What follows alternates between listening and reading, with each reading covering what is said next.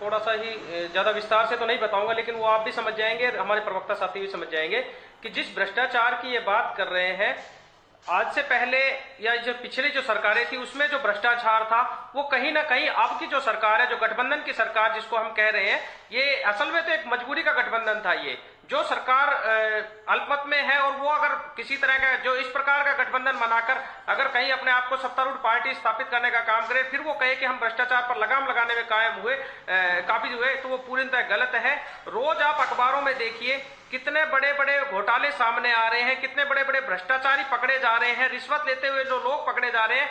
जहां पर पहले मैं आपको एक छोटा सा उदाहरण देता हूं, पहले की जो सरकारें थी, जो इससे पहले की सरकार थी, जहां पर 100 से 200 रुपए में कोई काम हो जाता था, वही भारतीय जनता पार्टी की जो गठबंधन सरकार है, इसमें वही काम 2000 से 5000 में भी नहीं हो रहा। और अब ये लोग कहते हैं कि हमने भ्रष्टाचार पर लगाम लगाने की कोशिश की है। रेणु साहब ने भी कल कहा था, नहीं रुकिए, अब मैं समझी नहीं, क्या ये रिश्वत की बात आप कर रहे हैं कि 100 से 200 में हो जाता है? कल रेणु साहब ने भी, कल आपकी पार्टी के दूसरे, आप सुनिए रावल जी, कल आपकी पार्टी के ये क्या है, इसका मतलब क्या है जी?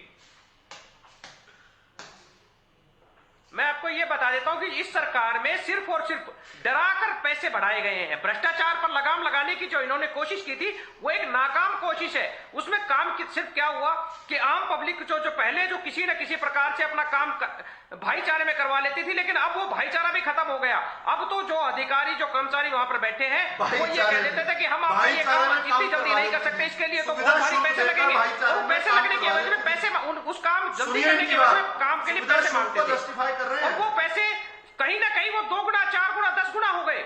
और ये हरियाणा की जनता को भुगतना पड़ रहा है। ये आपके कैमरे की रिकॉर्डिंग में, आपके कैमरे की रिकॉर्डिंग में ऑन एयर बता रहा हूं, आप किसी भी तहसील में जाकर देख लीजिए, किसी भी पटवारी के पास जाकर देख लिए, ये काम तो पैसों में ही हो रहा है। अगर आप एनओसी एनडीसी के बारे में कितने दिन तक ये मामला चला है, पूरे हरियाणा को पता है कि आज क्या माहौल चल रहा है। आप डीटीपी के ऑफिस में जा रहे हैं तो वहां पर बगैर पैसे काम नहीं हो रहा। अगर आप बिजली बोर्ड के किसी काम के लिए जा रहे हैं तो वहां पर पैसे के बगैर काम नहीं हो रहा। आप कैसी बातें कर रहे हैं? दूसरी चीज मैं बताऊंगा, इस सरकार में 8 साल में जितने घोटाले हुए, इससे पहले इतने घोटाले कहीं नहीं हुए।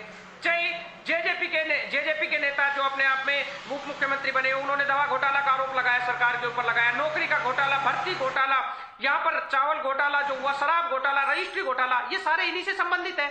अगर ये घोटाले हुए हैं तो ये किसकी सरकार में हुए? ये इनकी 8 साल की उपलब्धि है। 75% रोजगार की जो ये लोग बात करते हैं, मैं आपको बताता हूं 75% धरातल पर अभी लागू नहीं हुआ है, लेकिन ये बार बार अपने आप पीठ थपथपाने के काम करते हैं कि हमने 75% रोजगार देने का काम किया। जिस दिन वो लागू होगा मैं उनको उस दिन मानूंगा कि हाँ आज आपका ये काम हो गया, लेकिन ये बार बार 75% की बात लेके आते हैं तो गलत है। अभी तक तो पूर्ण गलत है। एक बात, ये 5100 रुपए की पेंशन की बात करते थे, क्या वो 5100 रुपए की पेंशन आज हुई? नहीं हुई। क्यों नहीं हुई? क्योंकि इनकी सरकार में दम नहीं था। इस सरकार ने जिंदे लोगों को मुर्दा दिखाने का काम किया है और मुर्दे लोगों को जिंदा दिखाने का काम किया है। ये 8 साल की इनकी उपलब्धियां हैं। शिक्षा की अगर हम बात करें तो ये वही सरकार है जहां पर अध्यापक नहीं है स्कूलों में, और बच्चों के लिए अगर ये कहते हैं स्कूलों को मर्ज करके और अध्यापकों के पोस्ट को खत्म कर दिया गया है, ये लोग ये अपनी उपलब्धियां बताते हैं इनको। चलिए आगे बढ़ते हुए, ये चीज तो इन लोगों को पता होना